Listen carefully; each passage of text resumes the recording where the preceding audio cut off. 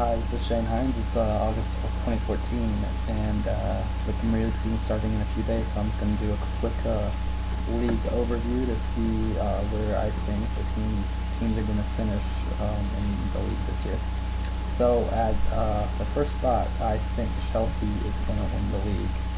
They have really improved their squad with the addition of Cesc Fabregas, as well as with Diego Costa. So Fabregas is going to make his return to the Premier League. It should be pretty exciting. The Arsenal to Chelsea games are going to be very interesting to watch, so we'll see how those are. And I just think that with Mourinho, with his second year back at the helm, it should be something that he is used to, and Chelsea should be used to playing under his style again. So it should be a very good year for Chelsea. I think Man City is going to finish second. They have a very consistent squad, a very strong squad. They didn't do that much rebuilding this summer, but when you're Manchester City and you have the squad you do, you probably don't need to rebuild that much further. So we're just going to see if maybe their experience and their recent form is enough to take them in a good title fight with Chelsea. Third, I have Liverpool. They might have lost Suarez this summer, but the players that are on the roster have huge potential to become some of the best players in the world. So I think if they just rise a little bit and maybe punch above their weight a little bit like they did last year, then they should have another good year, and hopefully they put in another good title fight. So we'll see how that is. And then fourth and the final Champions League spot, I have Arsenal. I think they spent enough money to compete this year with buying Alexis Sanchez, and along with keeping major players this year, they didn't sell them off as they have done in the past. So I think that the team will gel again this year. They'll be a little bit better. I'm thinking Ozil will have a breakout Premier League season. I think him and combining with Alexis Sanchez is going to be a very, very deadly force against other teams. So we'll see how that goes. In fifth, I have Manchester United. I think they'll do 2 spots better than they did last year. I don't think they're going to break into the top 4 again, like they normally would, and as a lot of people think they do. Louis van Gaal is a very good coach. It's no surprise, and there's no mask behind the fact that he was brought in to try and get the best out of Robin van Persie. I just think anytime a team brings in a new coach, there's always going to be growing pains and problems associated with learning that coach's style, learning that coach's preferred formations and how to play. So I think Manchester United might have another little bumpy season, but if they have an acceptable season and Van Gaal stays, then next year they might again be a force to be reckoned with. So we'll see how they do. I have Everton finishing 6th.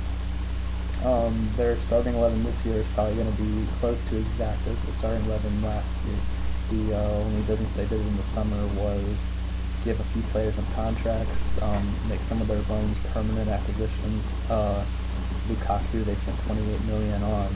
And that's not improving your squad. That's just keeping your squad the same that it had been. So we'll see how they fare this year compared to last year when they're basically having the same team.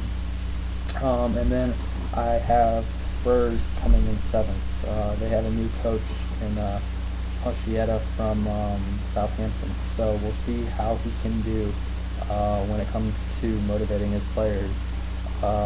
It's also no surprise that he was brought in to try and get the best out of Eric Lamela, who underperformed a great deal last year, so we'll see how that goes when it's coming to getting the best out of that player. And then for the bottom 3, I have Southampton finishing last in the league. All their best players have been sold, most of them to Liverpool, and there's just a very negative feeling around the club right now. They also lost their head coach, so they're kind of leaderless right now, and I just don't think that they're going to have what it takes to finish anything other than last in the league. And then 19th in the league next year, I have Aston Villa. I just think that they've been fighting relegation for too many years now to keep the fight going much longer. It's got to be pretty exhausting coming from a business perspective and also from the player's perspective when you think that you just keep fighting and fighting every year and you're still going to be in a relegation battle. Benteke is obviously a good player, but I just don't think he's going to be enough to keep them up.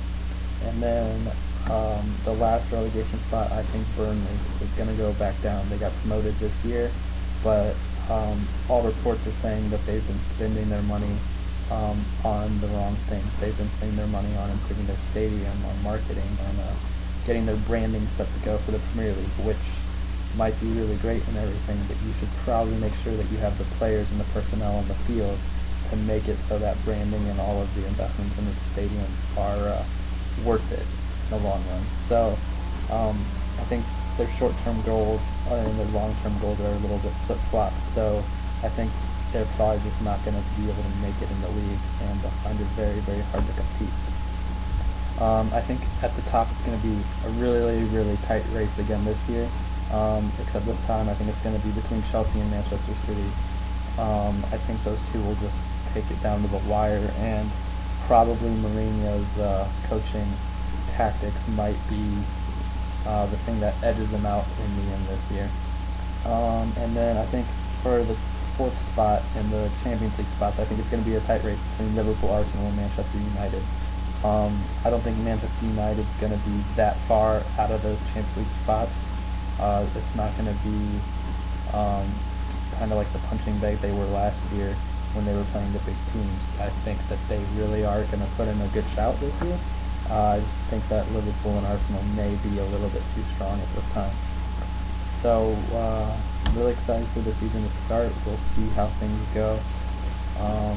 And if it's anything like it has been last year, then we're going to be in for a really, really great couple of months until we see how things settle down.